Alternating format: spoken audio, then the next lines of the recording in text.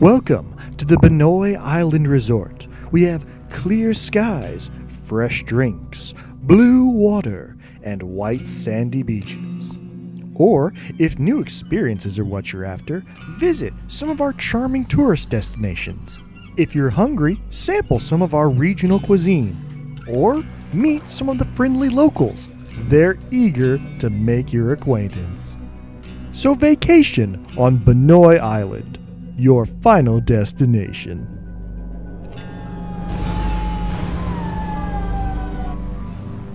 Alright, so Dead Island is a first-person action game where you take the role of a survivor during a zombie apocalypse who must fight their way past the hordes of the ravenous undead to try and escape the island where the outbreak has occurred. The game is focused primarily on exploration and melee combat, with you using a variety of clubs, knives, sledgehammers, or even environmental objects to defeat the zombies that are around every corner.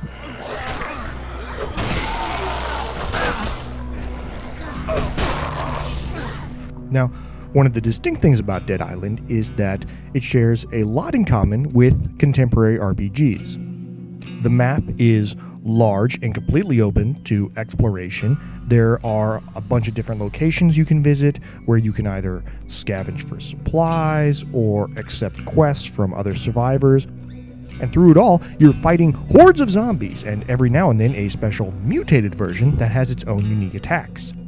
Now, the game also features a crafting system where after you scavenge enough supplies and money, you can either repair your weapons and make them combat ready again, or you can upgrade them.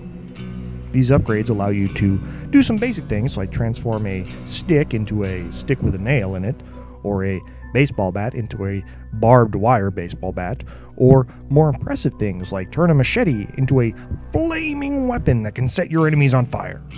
Eventually, when you complete enough quests or defeat enough zombies, you level up. At that point, your character can get new skills and abilities such as an increase to damage or a larger backpack, or even special rage powers that allow you to slow down time and deal incredible powerful attacks to your enemies.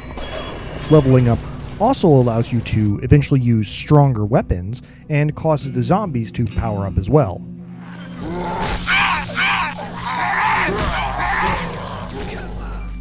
Another nice feature is co-op mode, that if you got a few buddies, you can go online and defeat zombies together.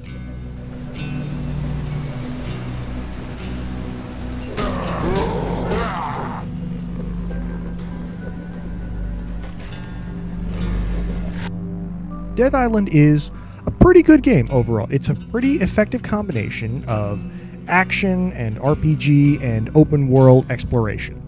And yet, my biggest criticism would be that despite all the interesting ideas, the developers didn't seem to have the depth or maybe the experience to make them span the whole game. That all of the good ideas in the game are really only good in the first half. After that, they never really evolve, and by the second half of the game, they just become kind of derivative. It's one of those odd cases where the game kind of loses its inventiveness. A good example of all this is the level design. The early level design is great. The whole decimated resort is fantastic. You know, it's kind of interesting to navigate. It has a really strong color palette, and it tells a story visually just by experiencing it. Then you go to the second level, the ruined town, and it's okay. It's not as visually interesting, but there's still some neat stuff going on. There are these ladders you can climb and catwalks you can move around above the alleyways and the streets. You know, occasionally you'll get attacked by human enemies, and you know, it's a real area where, you know, civilization has fallen apart. And then you go to the sewers, and there's sewers, and there's not a lot to say about that.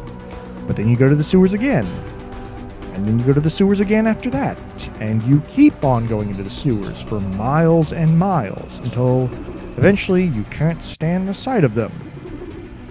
And after the sewers, it's the jungle, which is a big, beautiful open area full of absolutely nothing, where you will spend the majority of your time driving just to get to the next location you need to visit.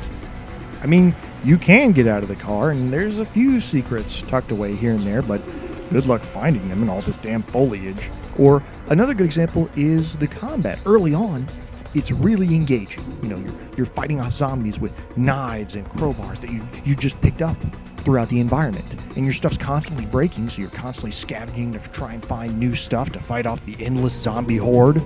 And through it all, you're learning how to fight and what parts of the enemy to target. And you get your first few weapon upgrades, and they're really awesome, and you feel a sense of accomplishment so that you want to get back out there and fight more zombies and level up and get all new stuff. And then you get to the end of the game, and all your gear is incredibly rare, so you don't bother pick up normal stuff unless you intend to sell it. And it's all heavily upgraded, but you can't really tell since the zombies scale with your level, so whether it's level 1 or level 30, they always take 10 exact hits to go down. And you have firearms now, but again, because everything scales, even a headshot isn't putting zombies down in a single blow. And while at the beginning of the game, health and ammo were really scarce, so you had to save every health kit and every ammo box you found, now you have $100,000, so you can just buy whatever health kits and ammo you need whenever you find a vendor. And eventually, it starts to become a real grind because the zombies, they don't get any better at what they're doing. They just get tougher. They just get more levels. And the only challenge you're really going to face is occasionally there will be a special zombie that will require you to exhaust some of your ammunition or Molotovs to defeat it. In the end, I suppose I would have to say that Dead Island is a pretty good game. It's about average. But all of its really good ideas are front-loaded. All of the ideas that it presents at the beginning of the game, they're presented well, but by the end of the game, they haven't really evolved. All the combat and crafting and level design, it just starts to become kind of derivative. Still, it's not a bad game. I mean, hell, there's nothing more satisfying than crunching zombie skulls like so many peanut shells. I'd give it a 2 out of 4. Not a bad game, but perhaps not enough material to pad out the game's entire runtime. So if you like zombie games or just first-person action games that focus on melee combat, then yeah, this is probably a good choice for you.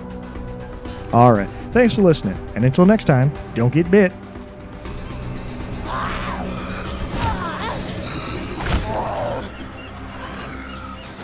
Back off!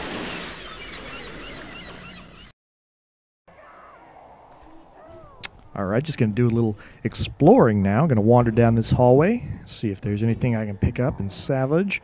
Nothing here. And why does all this look so familiar? And oh.